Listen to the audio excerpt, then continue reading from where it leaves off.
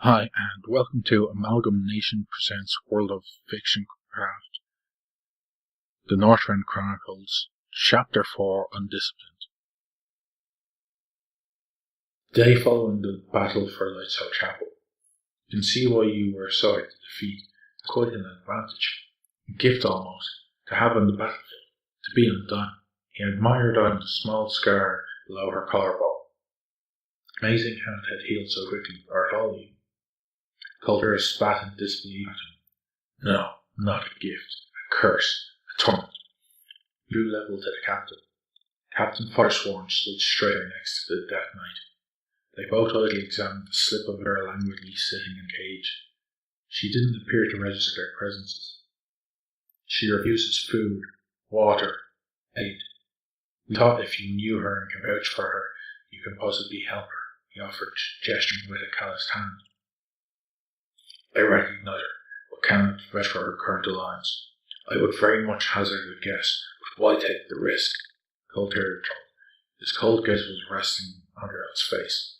It is amusing, though, how you would now take our word for her loyalties when you are unsure as to her own.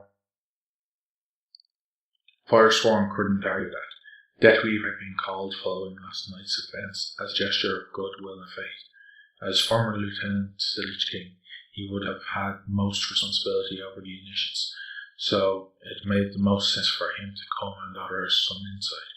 Even the commandant earlier they had received a variety of looks and expressions walking through the camp side by side to the church. They were both tall with blood-elven features, but one was Gwynter and the other Vaughn, causing quite a contrast in the bleak stone building. And both men regarded the colourless figure unsure of what to do or how to help. Or at least one of them was worrying about her welfare. Do you know who she is, at least? A name, even a temporary, would be useful. Yes, I do. This is the hacker, highly skilled in swordcraft and axe wielding. Too small for larger weapons, but she dual wields either or quite nicely. Undisciplined still, though I see. Pity, she had promised. He sounded bored. Firstborn felt his own blood drain from his face. Colt's hair spoke with such indifference he couldn't be sure he was joking or not. Something told Firesworn in this man's demeanour that he did jest. The hacker was not unheard of in the Argent Dawn service. Many Death Knights earned such gruesome names. He didn't want to dwell on the origins of Deathweaver, for instance, through reputation, and find that the hacker was this girl. He almost felt sick. I do not know her real name, Coulter finally offered.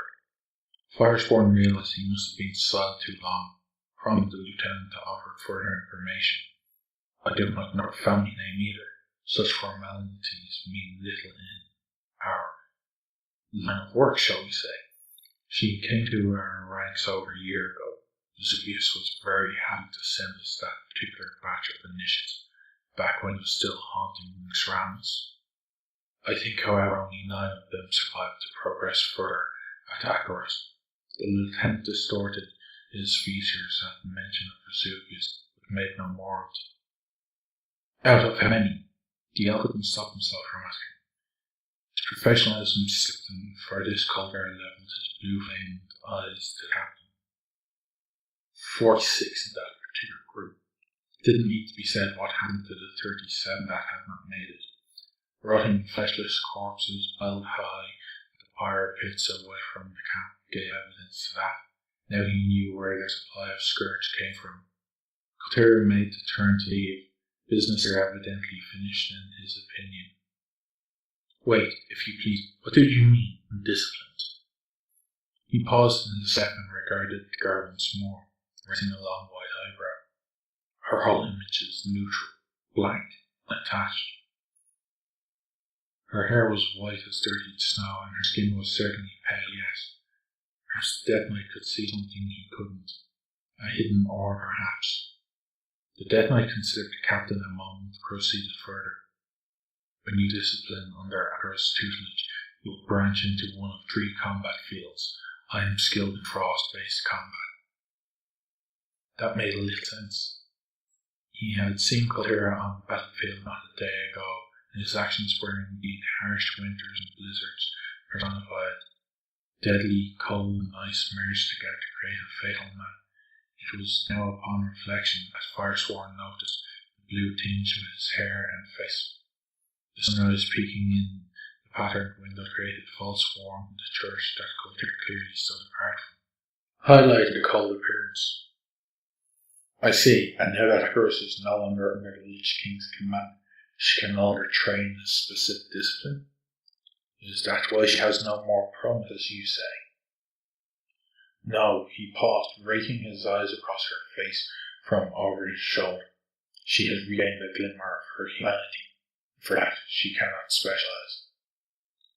With that, he turned heel and walked out into the sunlight, a harsh drop paving his way, concluding their talk. To say that Rin Firesworn was easily confused would be a lie. However, as the Evan Blade representative effectively swept out of his view, he began to question how true that might be. She has regained a glimmer of her humanity. This statement made him quake internally. What do they go through to train for arts? He couldn't help but wonder why this girl sought to join his undead legions, and she succeeded. It was only as he went to get her age that he realized that as much as he was staring at her, she was also staring back. Years of military training made him withhold the flinch that threatened under her penetrating gaze. Neither spoke and neither moved. A stalemate was silently made, and no one pushed forward in fear of breaking this tense truce. It was the most alive she had seen in a non-terrified capacity. She seemed there. Sir, Field Marshal Heron requests your presence at once. A soldier had broken the reverie by coming to a halt right at the open doors. Renton barked a response, and glancing once more at the prisoner, the sunlight moving our cage through broken windows, he made the decision. He opened the cage grate and walked away. There's no more promise, and did humanity. That man, that night, Deathweaver was his name. He seemed familiar. He was very serious.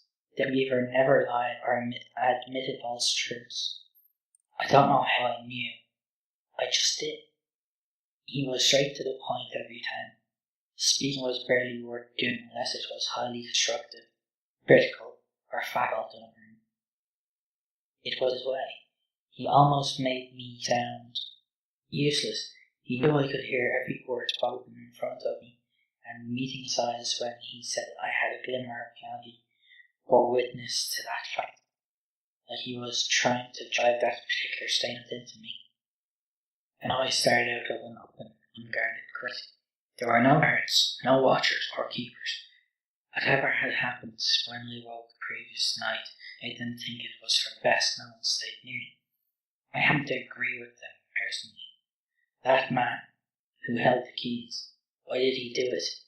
His face was recognizable from last night. I was sure.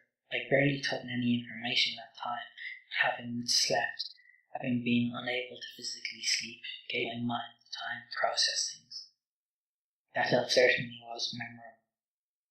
Standing next to Deathweaver was like a beacon of warm fire, melting away the ice and cold. Metaphorically speaking anyway, but now I could feel none. He left the cage open. Whatever his stunt was, he was showing some form of trust on my part. He seemed to take the lieutenant's words as fact and made his decision from that. Here, that part was some form of trap. What do I do now? Captain Rindon Firesworn pulled off his boots with great effort, tossing his cloak to one side and collapsed onto one of the two cots, occupying this pathetic excuse for even a hastily made tent. He didn't complain, however, given that it was the first time he'd been able to stop since the battle yesterday. His armour had been discarded the previous day, laying in a small heap to the foot of the cot, donning his mail in favour for the rest of his work, but without the weight of either bearing down on his exhausted form now, he felt as light as a feather. Even though his body protested the movement, he shifted into a more comfortable position, drew his arm over his eyes in an attempt to hide from the brightened canvas of the tent. He was finally off duty, and even though it was midday, he was determined to catch some sleep, finally. You snore like a pig in slop, and you smell like one too. It would appear sleep would yet evade him. How would you know what pigs smelled like? And then grumbled. A whole chuckle was his reply. Now, forsworn, I simply heard you're having some fun with a new piece of meat in the church. You sordid man. Here I thought you took vows of charity or whatever. Brendan didn't even open his eyes. I was almost tempted to drift off to sleep and see if ignoring him might work, just this once. After a few seconds of saying nothing, he thought he'd gotten away with it. Maybe his company had left him alone. What are you doing? A large object had landed on his face most unceremoniously, and Brendan's battled reflexes shot him to his feet in preparation to retaliate. The undead man he currently had gripped by the freshly washed shirt didn't even flinch. My, testing this morning, aren't you? The attacker called. Brendan sighed and relieved his grip, dropping his friend to his feet. It had happened so quickly that the captain hadn't even registered that the object had been a pathetic excuse for a pillow, and that he had hoisted his assailant in the air was close to smashing the face in of his tent partner, the Baron Walden. You're such a fool, I would be tempted to say you had a death wish on me. At this, Walden barked a harsh laugh. Collapsing back onto the bed, Brendan inquired why he had been so rudely awoken. Like I said, I heard you were interrogating some prisoner up in the chapel, and I wanted gossip. He grinned widely, revealing a mostly full set of teeth, even if they were very yellow and gunnous. His scraggle of dark hair was pulled into a hair tie at the base of his skull, and combined with his high-quality clothing, he was probably the most presentable looking in the camp. He should have been surprised or angry, and annoyed even would have covered it, but Brendan had known this man too long to even waste the energy to get bothered by it. Walden did what he wanted, and when he wanted. Mostly, even if it disturbed the others. The bastard. Yes, the dead night girl. You'd seen her face so clearly. It was so pale and plain, with blind-looking eyes staring at him. She's unusual, doesn't say a word. She still refuses food and water. What would a dead knight do with such commodity, pray tell? Put up the church with food, aren't the Baron cut in, seemingly amused. Rin was too tired to play along with him. Just be quiet. Another laugh. He's too easily amused. When it became evident he wasn't going to elaborate what he meant, Brendan moved on. I've released her. It's up to her what she does now. Run, join us, fight, go renegade. I reported this back to my field marshal. He says 3 death knights so far were mutually agreed by the Ebon Blade and the Dawn to be executed. He drew a face in disgust. He still freely admitted fealty to the Lich King, the fools, ranting about being hailed from the dead to serve their master. Their execution will be held after the morning services tomorrow, away from the camp. If any more runaways are found, they'll be questioned in the same manner, I suppose. He remembered hearing when she, the first one, was caught and thrown in that cave until she can't. Now she was 2 can. Ones who had fled and caught so far are being held in Macros for the time being, separately. Deathweaver says he doesn't know this girl's loyalties, but he'd get no indication that she would go to Artis. He paused, thinking. In fact, Deathweaver hadn't really said she'd joined the Ebon Blade either. There was something in her eyes, that small glimmer of humanity that he had mentioned, that just made him want to believe that she would do right by her freedom. There was a huge risk in just letting her walk. He knew that. The Field Marshal had questioned his actions, but the light had given him this feeling, and so he went with it, praying it was right. Is she cute? Walden said a little too innocently. Brendan scoffed. She's a blood elf like me, or at least of high elven blood. I can't tell with her skin and eyes at the moment. Not that it matters. Or her physique. And he had held her up yesterday to check for mental faculties. Her body shape and physical attributes were a little out of proportion. He had noted. I'm sure there are just some things about her that seem disproportionate for an elf, and she's so young, barely older than my youngest sister, I'd wager. That was a fact that disturbed him most. At 27 summers old, Ringland Firesworn was one of the younger captains in the Argent Dawn campaign. He had seen some gruesome, terrible things, but even something as small as an aged soldier, a child soldier, still disturbed him. The knowledge had broken through a barrier he had drawn in his mind to protect him from these horrors. He had kept the information that she was the hacker to himself, not even telling his superior.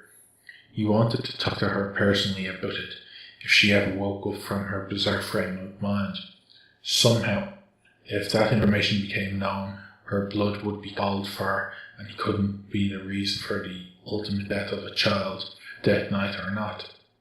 The light would see to justice, if justice was to be served, he comforted himself with.